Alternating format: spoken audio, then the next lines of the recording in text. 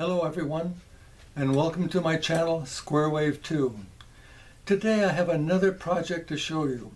It is a regenerative radio I found on page 116 of a book called Radio Receiver Projects You Can Build by Homer L. Davidson.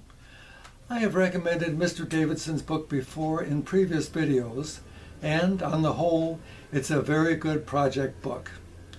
But beware, it does have a few mistakes. The schematic for today's project has a very serious mistake, which if not caught by a beginner, would make the radio completely inoperative. I'll let you find the mistake for yourselves later on. But first, what is a regenerative radio?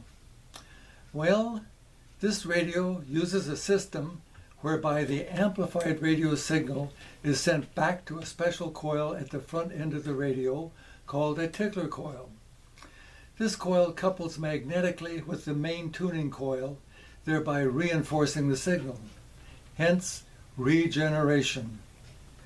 This system was patented by Edwin Armstrong in 1914. It was a tremendous breakthrough in radio reception. This radio is a battery-powered regenerative broadcast band receiver. 2D cells furnish the filament power for the two tubes, a 1s4 pentode and a 3s4 pentode. Plate voltage is supplied by three 9-volt batteries connected in series for a total of 27 volts. When connected to an external antenna and a ground, this receiver can easily drive a 4-inch speaker. Let's take a close-up look at the front panel. My front panel is polished aluminum measuring 6.5 by 10.5 inches. Regenerative radios need a metal panel to shield them from your hand's capacity. I made a speaker grill of sorts by punching 5 1-inch holes with a Greenlee chassis punch. There are 5 controls: on-off switch with pilot light, main tuning, regeneration, volume, and band spread. The band spread was not part of the original schematic. I added it later after finding that tuning was very sharp and very critical.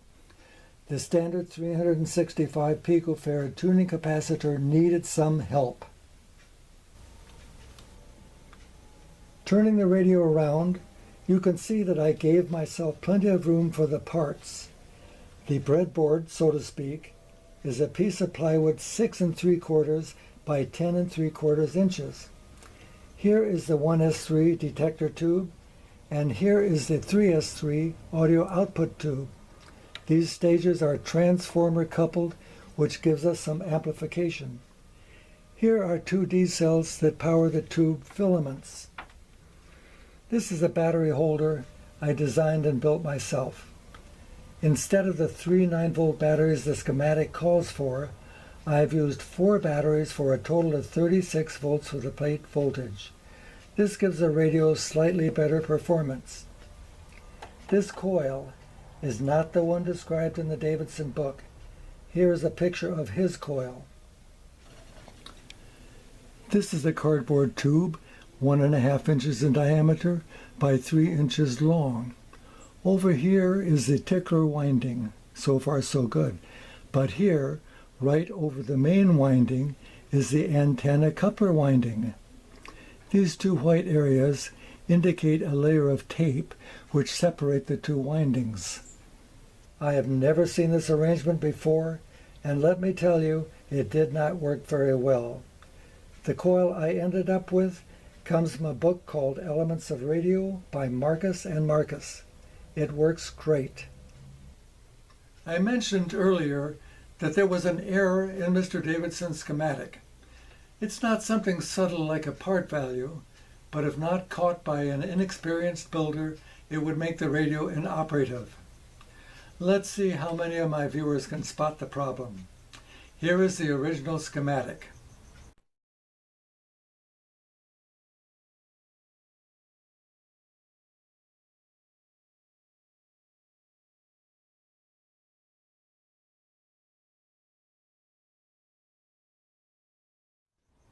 Well, I'm sure some of you saw it right away.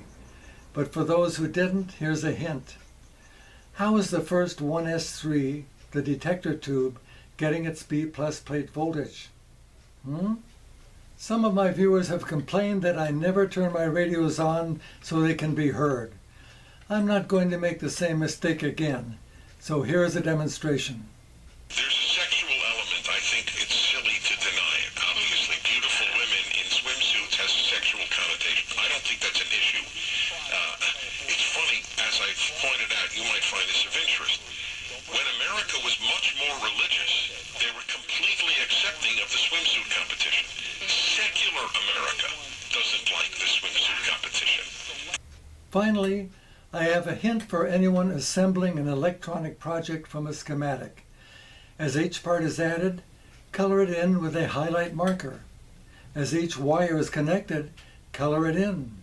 That way, if you leave your work, you will know exactly where you left off when you return. Here's what my completed schematic looks like.